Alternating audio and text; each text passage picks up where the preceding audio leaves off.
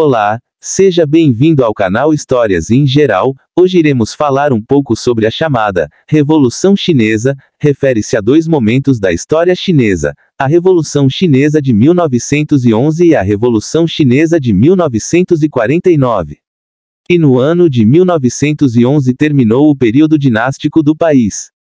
O movimento foi iniciado pelos revolucionários nacionalistas que derrubaram a dinastia Qing, ou Manchu, e estabeleceram a República da China, liderados pelo Dr. Sun Yat-sen, que foi eleito o primeiro presidente da República da China.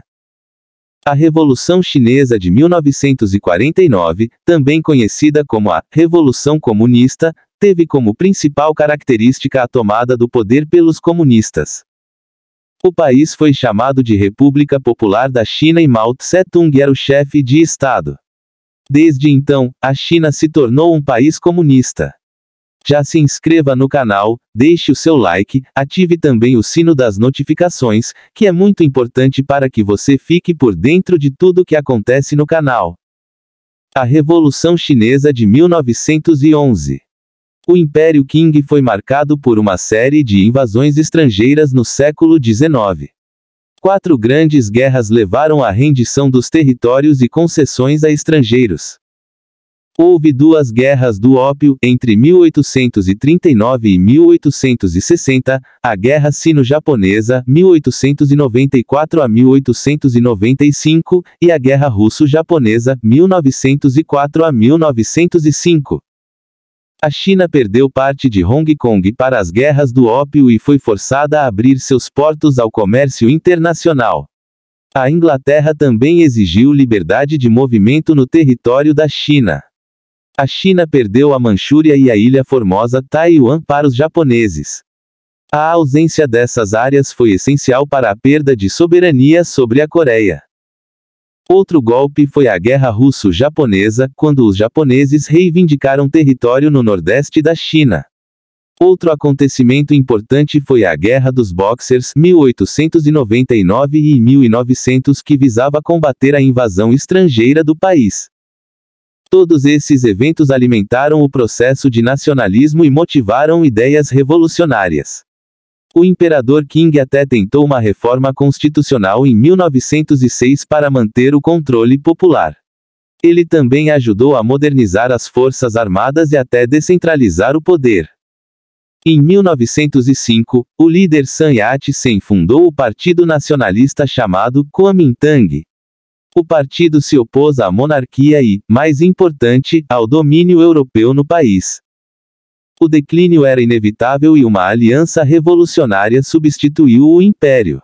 A revolta nacionalista com fortes tendências socialistas não teve sucesso até 1911.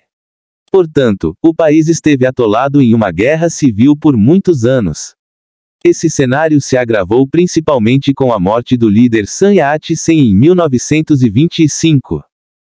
Em 1927, o general Chiang Kai-shek era responsável pela liderança do Partido Nacionalista fundado por Sun Yat, senador. Como resultado, aumentou a perseguição aos comunistas e latifundiários que se opunham a esse sistema. Foram anos de conflitos até que os comunistas, liderados por Mao Tse-tung, tomaram o poder em 1949. A Revolução Chinesa de 1949. A Revolução Comunista de 1949 começa com a tomada do poder pelos comunistas. O Partido Comunista da China foi formalizado quando Mao Tse-tung foi eleito chefe do país e governou até sua morte. Este período ficou conhecido como o período de Mao Tse-tung, que ocorreu entre 1949 a 1976. Desde então, várias reformas foram implementadas para tornar a China um país comunista. As reformas mais importantes incluem controle estatal da economia e coletivização da terra por meio de reformas agrárias.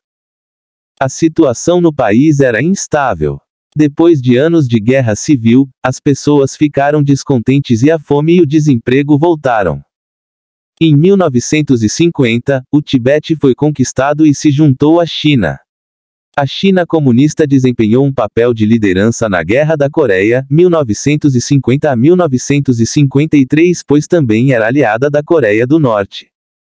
Com o apoio da União Soviética, a China passou por uma série de mudanças sociais, como a emancipação das mulheres e a igualdade de gênero. O projeto, O Grande Salto para Frente, foi proposto em 1958, anos após a morte do revolucionário comunista Stalin em 1953. O principal objetivo do plano era modernizar o país e, consequentemente, a sua economia. No entanto, o projeto foi considerado um fracasso, levando a tumultos e à morte de muitos camponeses de fome. Além disso, a economia tornou-se cada vez mais lenta e desorganizada. Em 1966, a Revolução Cultural da China deveria restaurar a ideologia do país após o projeto fracassado e a morte de milhares de pessoas. Mao Tse-tung liderou o movimento por 10 anos. Terminou com sua morte em 1976. Após este incidente, a China propõe a abertura econômica com outros países do mundo. E esse foi o vídeo de hoje. Não se esqueça de se inscrever no canal e de deixar o like, ative também o sino das notificações, deixe seu comentário. Até o próximo vídeo.